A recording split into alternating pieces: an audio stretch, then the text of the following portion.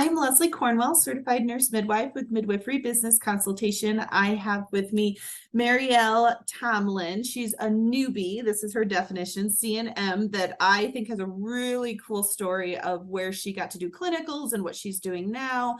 And so before we started recording, had some really great conversations I want to expand on. So thank you so much for being with me, and tell me a little bit about yourself. Hey, yeah, thanks for inviting me on to be interviewed. So I'll talk a little bit about kind of my path to midwifery. I guess I remember reading like one book as a little girl, The Midwife's Apprentice, and that kind of piqued my interest now that we talked a little bit looking back. So that was probably like the first time I heard the word midwife. Let's see. And then, time went by, and I think then my next exposure to, midwifery or the birth world was when I took an online doula class. I was preparing to go into the Peace Corps, and I think in like some Peace Corps forum, someone recommended doing like a doula class to kind of get, like a little more information about maternal and child health, because I was a maternal and child health volunteer, a public health volunteer in the Peace Corps. And then, that was just it for me. I learned about like home birth and being a doula and a midwife, and I knew that's what I wanted to do. So that was it. So then I went on, I did the Peace Corps for 2 years in Kenya, and worked in maternal and child health there. And I was really able to focus kind of my projects because I knew I was gonna come back and start the path to midwifery. So came back to Baltimore, where I am from, went straight into nursing school there. I went to Johns Hopkins, just because it was where I was from. So it was local for me. And they had a really cool doula program for their student nurses.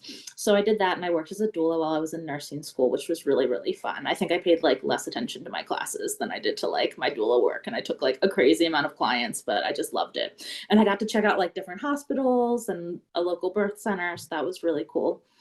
Then I got a high risk labor and delivery job. So I worked there for like 3.5 years, knowing that I wanted to eventually do out of hospital birth. And I wasn't sure if I was going to like do kind of like a hybrid, like hospital birth center, be like a hospital birth center midwife, like that would have satisfied me. Or if I was going to do home birth center, or just home birth, whatever. I didn't know the specifics, but I knew I wanted, for me, that confidence of like seeing all the craziness in the high risk setting first. So I definitely got that in Baltimore. I had my own baby at home during that time too. So I got to experience labor firsthand, and I was just, still totally like blown away by like the power of the contractions.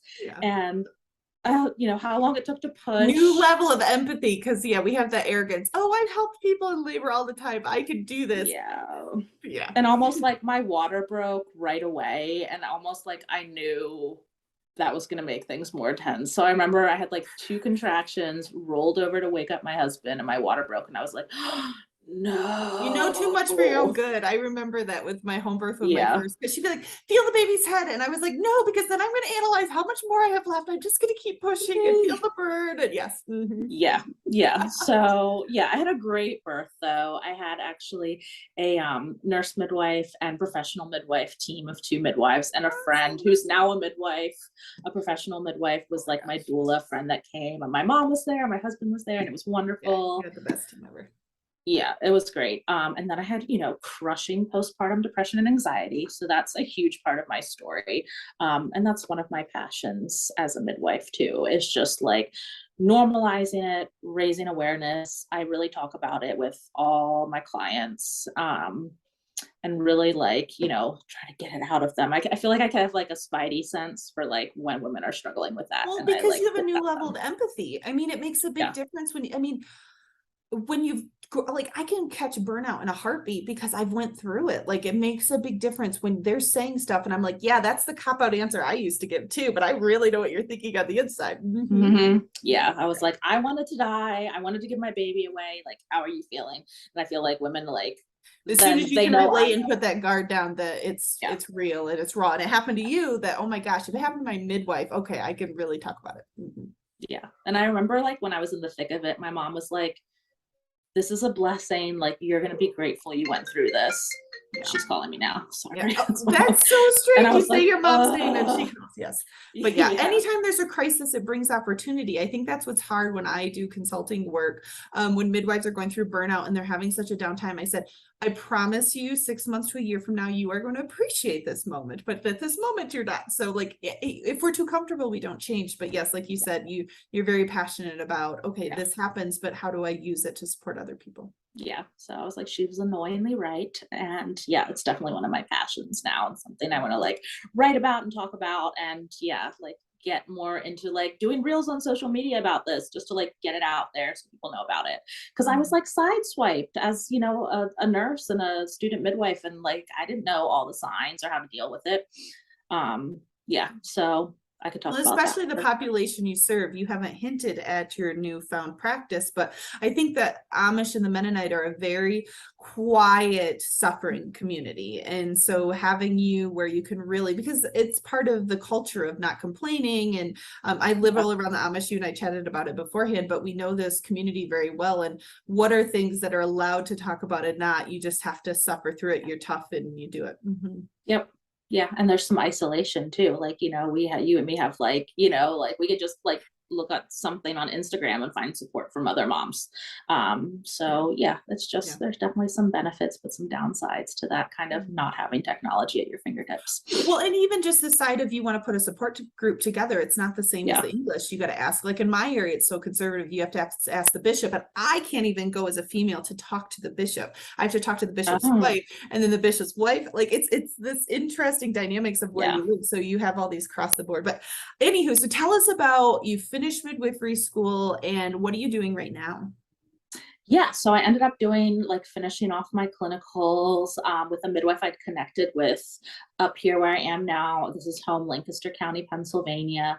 We're, you know, rural, and I serve mostly the Amish and Mennonite community here. So I ended up actually taking over a practice from my preceptor, and we kind of transitioned while I was finishing The best school. way to do it. I can't stress it enough to people when they say, oh, I'm going to open a practice. I was like, see if someone's retiring first in your area. Yeah, like everything was in place. I mean, we probably spent like over a year just doing introductions. She would take me to like meet her collaborative physician and like the, you know, the team of midwives and doctors at the hospital. She'd be like, there's this luncheon and we're going. So you can meet everyone. And you know, we put out like a newsletter to all the clients in the community introducing me. We put out something in the paper kind of announcing her retirement and introducing me as coming in. So yeah, it definitely takes time in this community to kind of make your way in, earn trust, and just like learn the cultural ways too, you know, dress what, you know, you can say and what you can't say. And yep, that baby and the German and some of these words that are very similar. Like, yeah, I would get slapped so many times because you trying to be cautious because there's kids around, but then you don't realize some of the words convert very easily over to yeah. Yeah. So just learning all those, you know, like pregnancy is this special thing that's kept secret from the rest of the family and things like that. Yeah. So there was a ton to learn. And I feel like I was blessed to have like time to do that with her while still learning all these midwifery skills and learning how she runs her business. You got, practice. like, when you're telling me how much you paid offline for the practice, I was like, you got a great deal. I mean, people don't give value for not just the financial statements, but the education. You got clinical education, you got business, you got cultural education, you got a Yeah. full package. So you got a really good deal. And she's my mentor, you know, for life too. But yeah, so it was great. And I think, you know, I think she was also happy because she was like, I don't know if I would have sold it otherwise. She was like, I just wanted to find someone to like keep doing this work. She had bought it from someone before her too. So it's cool because like my practice is like 35 years old. And has grown from like being in someone's basement to then she bought like has 2 office spaces. And then I feel like part of my journey and my goal, hopefully in the next year or so, is to buy like a big house that could like house the practice and have like a lot more space and privacy. So Well, and I think part of it, when you and I talked offline about things to sustain midwifery, I see these little crutches. I see the legacy of midwifery. Too many midwives aren't real strong business owners, so then they don't know how to sell a practice. They don't know how to get a practice starting. But the or they compounding, feel guilty for being like business minded and feel yeah. like they shouldn't be, and we should just care about women and be selfless. And yeah, I feel like I have to like constantly be like, well, I'm here to serve women, but like I also want to make some money, and like there's like shame in that for midwives. So I Yeah, feel like that's I think women in general, the book Psychology of Money is really good about that, because we're conditioned to, you're greedy if you like money. And I'm like, you can serve more people, you can go on vacation, you can retire, you can have, if you're happier and healthier and taking care of yourself, you're going to do a better job, you're going to be more sustainable. Like, how is that not a good thing? So it's all your perspective of how you view it. But yeah, I am a big fan of, like, I teach midwives. I was like, if I could teach you about a passive income stream, and now you can take less clients, aren't you going to give better care? And now you can be picky which clients you take. And like, yeah. isn't that a good thing? You can now give care on your terms if we learn these things. But yeah, it's hard, women in general, because a lot of times the husbands are taught to be the financial decision maker, and they don't have to learn about money. But when it's your own business and you want to be around long term, you have to learn this side of things. Yeah. So Yeah. So yeah, I would love, like, you have, how many, you guys just have the one, or do you have more kiddos right now? We have one kiddo. He's 4. After we get off here, we're gonna go like get his haircut, buy him new shoes, and get ready because he starts his little like preschool tomorrow. So Oh, I get lots of pictures. They grow too fast. My yeah. 3 boys are 3, 10, and 12. So yes, they Okay. grow too fast. I think of the 12-year-old because he's that preteen. I'm like, oh my gosh, you're gonna be driving in a couple years and you're gonna be an adult. This is scary, but it's exciting. So but I think, yeah, you have a stay-at-home dad, and you take a larger volume because it's in a well-established practice. So you never had that lull of, okay, I got to Yeah. get myself going. And you made money from day one, which is awesome. Yeah. So that's the benefits of buying an established practice, even if you have to pay for Yeah. it. There's so much value in the relationship building, like to get a collaborating physician, the value in that. I mean, to already have Yeah. a practice established, I mean, there's a lot in that. So one thing you and I had talked about, and I really hit home, was you made the comment, I never knew I would like being a business owner. Can you expand on that comment? Yeah, I just feel like along with like learning to be you know, a home birth practicing midwife, I have totally learned like how to run this business along with it. And I've actually, I mean, it definitely gets stressful, but I've actually enjoyed it a lot more than I ever thought I would. So just like getting organized, I'm getting way more tech savvy. I have like, you know, different apps for managing. Like I use like QuickBooks to manage like all my finances and get ready for taxes. I really enjoy like finding other women business owners to help me run my business. So I have like a female accountant who is amazing in the area, and trusting her to do that. I'm actually have a meeting this evening with someone to help me with my retirement, who is, I delivered her baby like 6 months ago, and that's her specialty. So I'm like, yes, like surrounding myself with like awesome women who are in business. I have my oldest friend from childhood is she has her PhD in like human relations, and she has been like a huge help to me figuring out like how to staff my office, like how to schedule like my nurses, and birth assistants and things like that. So yeah, I've actually really enjoyed delving into business. Now I'm like listening to podcasts on business, financial podcasts, audiobooks on business. And I'm enjoying starting to get on like social media, Instagram and Facebook, and you know, Yeah, a lot talking of your clientele, you won't there. need that so much, but if you want to expand to Mm-mm. the English, so. Yeah, yeah. So I can post more like sassy stuff on social Yeah, media, you don't but have to like worry about connecting your with other, reputation being affected yeah. so much with your clientele. Yeah, yeah. So yeah, I think it's it's been just diving interesting. down the rabbit hole of this unknown world. And I did that starting in 2017. And mine was not so much that I got this gentle transition into the entrepreneurial side. I got hit in the teeth, kind of like kicked. I call it like the cow as a farmer kicks you in the teeth because you didn't know not to stand behind him. I started a business and I had no training and no learning of business. I learned hard knocks, and it hit me hard. And so I stepped back from my private practice and dove down that rabbit hole the last 5, 6 years. And so I'm very passionate about the business side of midwifery because I truly see that's a big crutch of expanding and sustaining midwifery access. And what are one of the biggest things you've valued of being a business owner? You said you like it a lot, but what are in particular things? Let's see. I like the independence a lot. Sometimes it's definitely scary and I'll lay awake at night and be like, this all depends on me. But then I have like total flexibility over me and my family's life. Like, talking to my husband the other day, we were like, okay, let's like, should we take like a month off this year and just like do something cool? And I was like, yeah, so I can just do things like that. I decide what I pay myself. So I pay myself a salary and then I give myself, like profits or dividends too. So yeah, deciding what I, pay myself, deciding the staff. I would love to expand before you move to your next part. Mhm. There's big value of midwives because I talk about it often, and I'm glad you brought it up.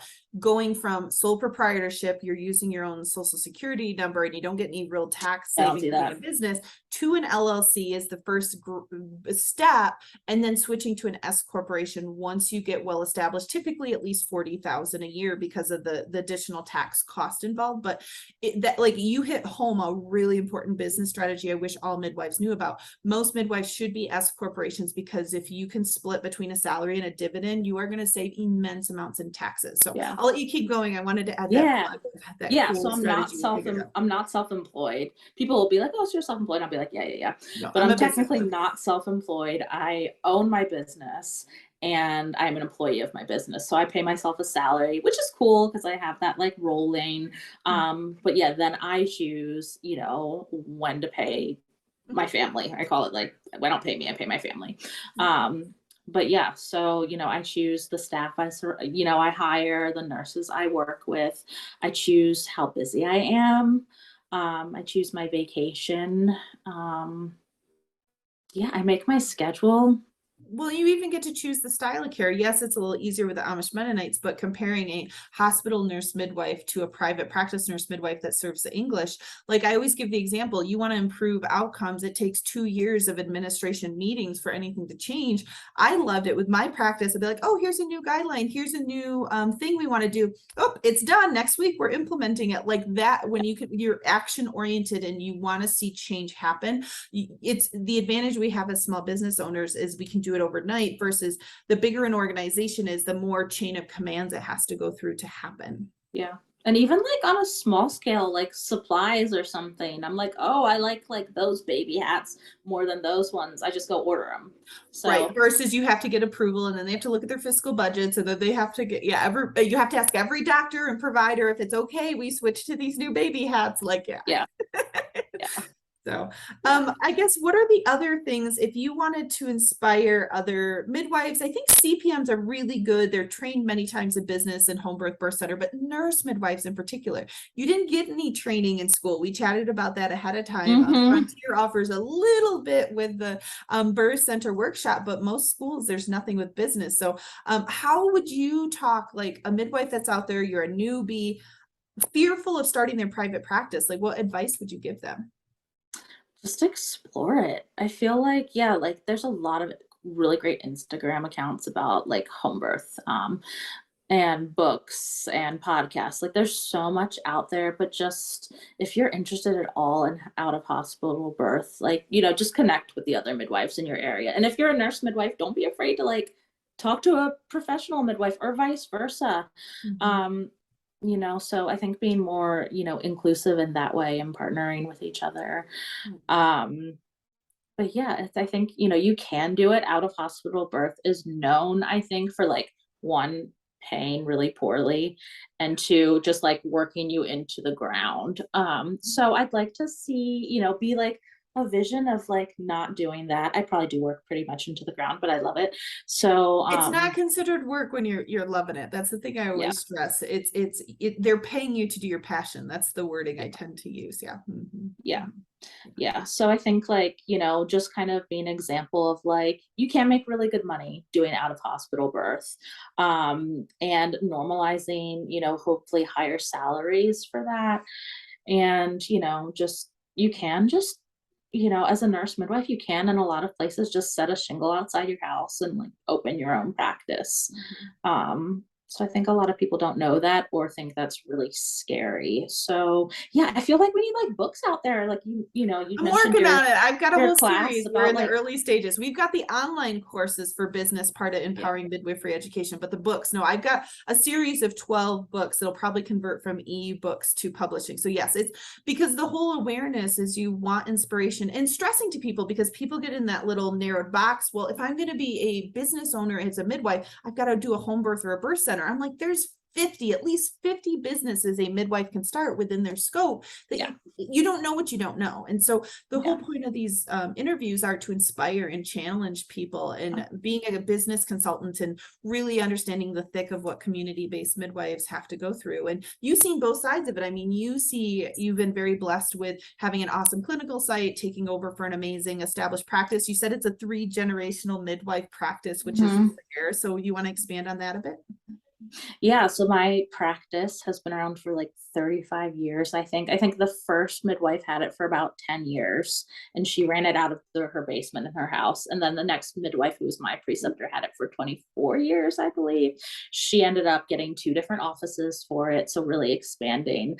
And then, my goals coming in fresh and new is hopefully to actually buy a physical property, a house, to kind of be the home base for the practice and to hopefully add another midwife or two. So, Yeah, we got to add that plug in there. If anybody is yeah, interested in doing Amish Mennonite in Baltimore, they definitely need to reach out to you. I'll put if you're okay with it, your email at the bottom of the yeah. description so Oh, they yeah. can reach out and learn about your practice. And yeah, I mean, I did clinicals my last 6 months with the Amish Mennonites in Northern Indiana. And if you want to talk about the coolest across the country, English are fun to take care of, but the Amish Mennonites have such a ingrained culture of how they birth and how they perceive a midwife, and that relationship is just so unique.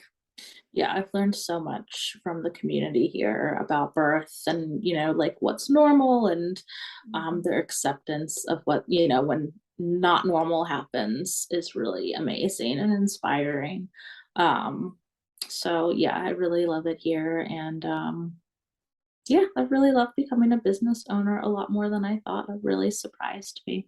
Yeah. Well, and I gave the example off the recording. I said, if you've never fished before, how are you going to know you like fishing? Like I stress to people, start a tiny business, do something on Etsy. You don't have to full scale. Like when you and I chat about, you did the Peace Corps, you were so wise to do normal and see under like limited resource relationships of birth in different cultures and then do high risk. I think it's very hard if people's first exposure is high risk, because then it's really hard to feel comfortable to go the other direction. I see very key things with midwives. If you can try to get your training in the normal side first and then get the high risk, you're going to be much more successful and comfortable with the birth environment. So yeah, any other great words of wisdom you'd love to do before I get you to your 4-year-old? Ooh, I don't know. Just believe in yourself and just go for your dreams. I mean, like take that time to do something silly like make an actual vision board. But think outside the box. Nursing and midwifery is really dynamic.